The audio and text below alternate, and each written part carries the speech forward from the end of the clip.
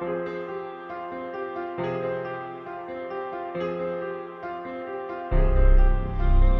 क्या हाल है मेरे भाइयों के। सब बढ़िया है ना। पिछले कुछ दिनों से मैं पोको X6 Pro को as a primary phone use कर रहा हूँ।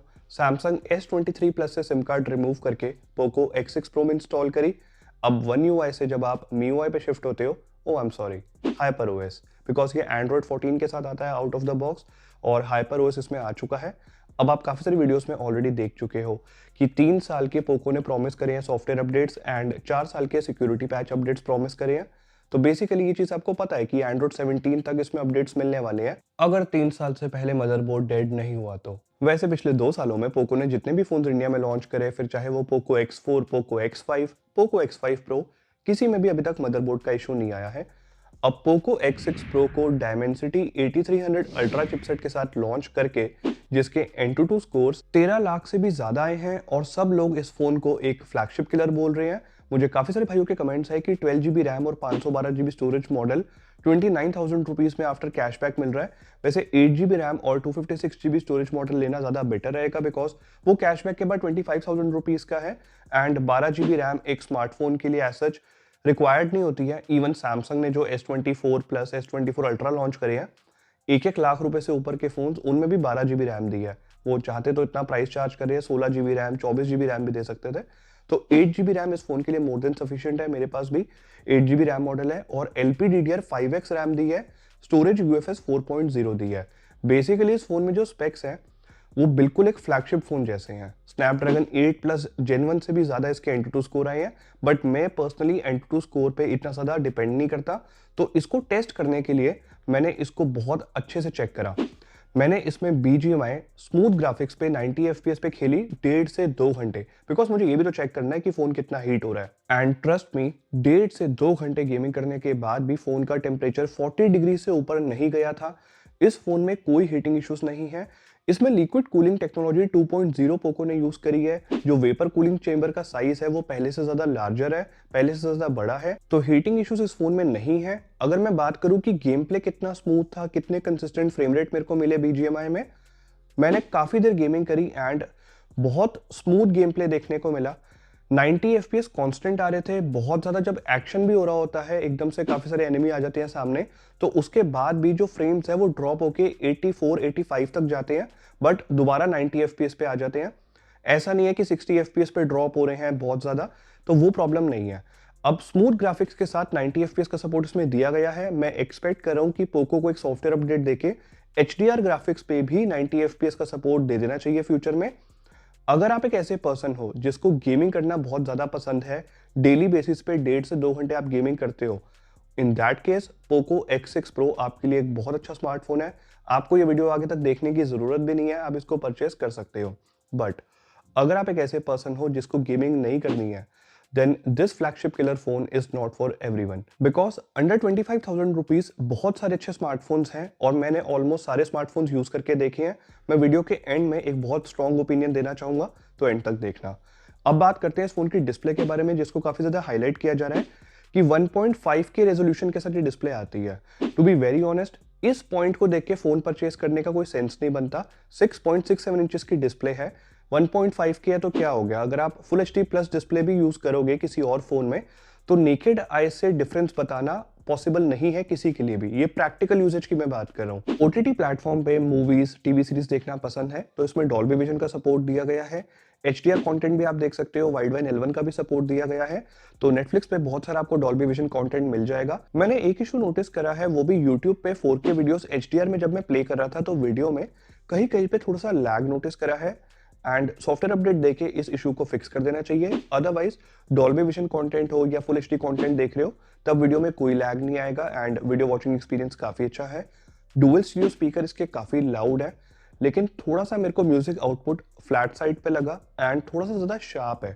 फुल वॉल्यूम पे डिस्टॉर्शन नहीं है, डोंट गेट मी रॉन्ग, लेकिन थोड़ा सा ना, जब आप फुल वॉल्यूम पे सॉन्ग सुनते हो तो हल्का सा शार्पनेस थी। बट डिफरेंस आप तब तक नोटिस नहीं कर पाओगे जब तक आप OnePlus Nord CE3, Moto H40 Neo के स्टीरियो स्पीकर्स एक्सपीरियंस नहीं करोगे। वो ज़्यादा लाउड है, उनमें थोड़ा सा बेस भी फील होता है एंड इंस्ट्रूमेंट सेपरेशन भी बेटर है। बट अगर आप नॉर्मली इस फोन को परचेस करोगे तो मैं इतना कह सकता हूँ कि आपको पोको X6 Pro के जो स्टीरियो स्पीकर है वो अच्छे लगेंगे। इसमें प्रोटेक्शन के लिए गोरिल्ला ग्लास 5 यूज करा है, जबकि पोको X6 में गोरिल्ला ग्लास विक्टस का यूज करा है। तो कहीं कहीं पे कॉस्ट कटिंग करी है, जो मैं आपको वीडियो में धीरे धीरे बताता रहूंगा जैसे जैसे आगे बढ़ेंगे। अब इसमें 120 हर्ट्ज की एमोलेड डिस्प्ले दी है। डिस्प्ले की क्वालिटी तो अच्छी है। कलर सैचुरेशन बाय डिफॉल्ट थोड़ी सी ज्यादा वाइब्रेंट है, बट आप सेटिंग्स में जाके इजीली कलर्स को अपनी प्रेफरेंस के अकॉर्डिंग ट्वीक कर सकते हो। 120 हर्ट्ज की डिस्प्ले। सबसे पहला कंसर्न कि क्या थर्ड पार्टी एप्स 120 हर्ट्ज पे प्रॉपर्ली वर्क भी करती हैं? यस, ज्यादातर करती हैं। अगर कोई ऐप 120 हर्ट्ज पे वर्क नहीं कर रही तो सिंपली सेटिंग्स में जाके आप मैन्युअली ऐप्स को सिलेक्ट कर सकते हो, उसके बाद वो 120 हर्ट्ज पे वर्क करेंगी बिना किसी इशू के। इशू है थोड़ा थोड़ा यूजर इंटरफेस में। अब अगर आपने पास्ट में Xiaomi या पोको के स्मार्टफोन्स यूज करे हैं तो यूजर इंटरफेस में एड्स नाम की मुसीबत से काफी ज्यादा डील करा होगा, और पोको X6 Pro में कितनी एड्स आती हैं वो मैं आपको बताता हूँ। नॉर्मली यूजर इंटरफेस में ऐसा सजेशंस नहीं आते, एड्स नहीं आती, लेकिन गेट एप्स बार बार फालतू की नोटिफिकेशंस भेजता है, एप्स वगैरह रिकमेंड करता है। इनफैक्ट फोन को सेटअप करते टाइम ही ये सारी परमिशंस आपसे ले लेगा, डिसएग्री करने का कोई ऑप्शन नहीं है। तो थोड़ी बहुत तो एड्स आएंगी, लेकिन इसका सिंपल सा सॉल्यूशन है कि आपको थोड़ा सा टाइम निकाल के सेटिंग्स में जाके गेट एप्स की नोटिफिकेशंस को डिसेबल करना पड़ेगा, और जो इसमें बहुत सारा ब्लोटवेयर दिया गया है उसे अनइंस्टॉल करना पड़ेगा। आउट ऑफ द बॉक्स ये फोन थोड़ा सा आपको इरिटेटिंग लग सकता है जैसे ही आप फर्स्ट टाइम यूज करोगे, बट ये सब करने के बाद आपका एक्सपीरियंस ठीक हो जाएगा। क्या यूजर इंटरफेस में कोई लैग है? एप्स यूज करते हुए फोन स्टक होता है? पोको X6 Pro नहीं होता, लेकिन पोको X6 थोड़ा बहुत स्टक होता है, वो मैं पोको X6 के रिव्यू में बात करूंगा। पोको X6 Pro में एप्स के बीच में स्विच करते टाइम मैंने कोई लैग नोटिस नहीं करा। जल्दी जल्दी जब एप्स ओपन करा था तब भी कोई लैग नोटिस नहीं करा। एनिमेशंस काफी स्मूथ लगे हैं मुझे। ओवरऑल परफॉर्मेंस मुझे ठीक लगी है, काफी स्मूथ है। अब इसके अंदर काफी सारे फीचर्स भी दिए गए हैं हाइपर ओएस में। अब हाइपर ओएस में लॉक स्क्रीन पे जो वॉलपेपर होता है उसको भी आप कस्टमाइज कर सकते हो, तो फीचर्स तो बहुत सारे मिलते हैं एंड काफी यूजफुल भी हैं कुछ फीचर्स। अगर मैं बात करूं इस फोन का बैटरी बैकअप कैसा है, तो 5000 mAh की बैटरी के साथ ये आता है एंड इसमें 67 वॉट का फास्ट चार्जर मिलता है। तो ओवरनाइट फोन को चार्ज करने की जरूरत नहीं है। मैं पर्सनली वॉशरूम जाने से पहले फोन को चार्जिंग पे लगा देता हूँ। इसी बहाने मैं वॉशरूम से जल्दी बाहर भी आ जाता हूँ और मेरा फोन भी ऑलमोस्ट 70-80% चार्ज हो चुका होता है। वैसे 0 से 100% ये फोन 45 से 50 मिनट्स में चार्ज हो जाता है, जो कि काफी फास्ट है। बैटरी बैकअप इस फोन का मेरे को डिसेंट लगा है, बट मैंने थोड़ा सा बेटर एक्सपेक्ट किया था। सॉफ्टवेयर ऑप्टिमाइजेशन के ऊपर भी डिपेंड करता है बैटरी बैकअप। जिस दिन मैंने 2 से 2.5 घंटे गेमिंग करी उस दिन मेरे को फोन इवनिंग में एक बार चार्ज करना पड़ा था, बट अदरवाइज जो नॉर्मल यूसेज होता है, सोशल मीडिया ऐप्स यूज करना, दिन में गूगल मैप्स यूज करना एंड एंड्रॉइड ऑटो से फोन को कनेक्ट करना अपनी कार में, इस तरीके के साथ काफी सारी कॉल्स वगैरह लेना एंड कभी कभी थोड़ी मूवीज देख लेना, ऐसा यूजेज है तो आपको एक दिन का बैटरी बैकअप ये फोन दे देगा। बट फ्रैंकली स्पीकिंग थोड़ा सा बैटरी बैकअप और बेटर हो सकता था, कंसिडरिंग कि 5000 mAh की बैटरी है एंड जो प्रोसेसर है वो 4 नैनोमीटर आर्किटेक्चर के ऊपर बेस्ड है। अगर आप उनमें से हो जो सोच रहे हो कि 25,000 रुपए में पोको ने डायमेंसिटी 8300 अल्ट्रा जैसा चिपसेट दे कैसे दिया, तो कहीं कहीं पे कॉस्ट कटिंग करी है। मैं आपको बता देता हूँ, फिर जो पॉजिटिव पॉइंट्स है वो भी बताऊंगा। सबसे पहले फोन का जो डिजाइन है ये बॉक्सी डिजाइन के साथ आता है और हाथ में अच्छा फील होता है, लेकिन जो बैक है वो प्लास्टिक की है एंड काफी ग्लॉसी प्लास्टिक यूज करा है। मैट फिनिश में प्लास्टिक देते तो इतने ज्यादा फिंगरप्रिंट्स नहीं आते, बिकॉज इस पे बहुत ज्यादा फिंगरप्रिंट्स आते हैं, चाहे आप ब्लैक कलर परचेज कर लो या ग्रे। मैं पर्सनली आपको येलो कलर रेकमेंड करूंगा, वहां पे वीगन लेदर मिलता है। और इस प्लास्टिक बैग पे स्क्रैचेस भी बहुत इजीली आ जाएंगे। थोड़े बहुत माइनर स्क्रैचेस ऑलरेडी मेरे फोन पे आ गए हैं, जबकि मैं बहुत केयर के साथ फोन को यूज करता हूँ। फोन में वाइब्रेशन मोटर अच्छी दी है, एक्स एक्सेस वाइब्रेशन मोटर का यूज करा है, बट यूजर इंटरफेस के अंदर हैप्टिक्स को और बेटर तरीके से इंप्लीमेंट किया जा सकता था। For example navigation keys use करते टाइम, वॉल्यूम इंक्रीज और डिक्रीज करते टाइम हैप्टिक्स अच्छे फील होते हैं, बट इनका जो डिफॉल्ट कीबोर्ड है उसमें जब आप टाइपिंग करोगे तो काफी स्प्रिंगी वाइब्रेशन फील होती है। ऐसा लगता है कि कोई अच्छी वाइब्रेशन मोटर ही ना यूज करी हो। मैंने सिंपली सेटिंग्स में जाके जीबोर्ड इनेबल करा एंड अब टाइपिंग करते टाइम प्रॉपर अच्छे हैप्टिक्स फील हो रहे हैं। एप्स के बीच में स्विच करते टाइम हैप्टिक्स वर्क नहीं करते हैं। थोड़ा सा ना इसको और बेटर तरीके से इंप्लीमेंट कर सकते हैं, but most probably software update देके ये छोटा सा इशू है, इसे फिक्स कर देंगे पोको वाले। इसके अलावा फोन में NFC भी है और IP54 रेटिंग के साथ ही आता है, तो स्प्लैश प्रूफ है। थोड़ा बहुत पानी, कुछ छींटे वगैरह गिर जाए तो फोन डैमेज नहीं होगा। Other than that rear side पे जो प्राइमरी सेंसर है वो वैसे तो 64 मेगापिक्सल का है, उसमें ऑप्टिकल इमेज स्टेबलाइजेशन दी गई है, जिसको for some reason videos stabilize करने के लिए डिसेबल किया हुआ है। अब ये जो 64 मेगापिक्सल का प्राइमरी सेंसर इन्होंने दिया है, यहाँ करिए कॉस्ट कटिंग। सोनी का सेंसर देने की जगह ओमनी विजन का सेंसर दिया है। 8 megapixel ultra wide angle lens है और एक 2 मेगापिक्सल सेंसर है, उसकी मैं बात नहीं करूंगा। अब आते हैं कि इमेज क्वालिटी कैसी है, सेंसर चाहे कोई भी हो। फ्रंट कैमरा की पहले बात करता हूँ क्योंकि वहां पे कुछ अच्छी बातें हैं बताने के लिए। डिसेंट शार्प सेल्फीज आप कैप्चर कर लोगे। स्किन टोन्स को ये ठीक मेंटेन कर लेता है, बहुत ज़्यादा नेचुरल नहीं है, लेकिन बहुत ज़्यादा वियर्ड स्किन टोन्स देखने को नहीं मिलती, unlike Redmi Note 13 Pro Plus। मैंने डिटेल में दोनों फोन से कैमरा कंपेरिजन भी करा है, डिस्क्रिप्शन में लिंक है। पोर्ट्रेट सेल्फीज जब आप कैप्चर करोगे वहां पे ये थोड़ा सा स्ट्रगल करता है एजेस डिटेक्ट करने में। अदर देन दैट ठीक सेल्फीज आ जाती हैं। रेयर कैमरा में बहुत सारे इश्यूज हैं। वाइट बैलेंस को प्रॉपरली एडजस्ट नहीं कर पाता, क्रश शैडोज देखने को मिलती है जिसकी वजह से पिक्चर्स में अच्छी डायनामिक रेंज देखने को नहीं मिलती। कभी कभी कुछ कुछ पिक्चर्स थोड़ी सी ओवर एक्सपोज आती हैं। मेरे फेस पे जब सनलाइट ज्यादा हार्श आ रही थी पोर्ट्रेट शॉट्स में, तब मेरे फेस को उसने थोड़ा सा ओवर एक्सपोज करा, बट इस सैंपल शॉट में आप देख सकते हो एक्सपोजर काफी अच्छे से एडजस्ट करा है।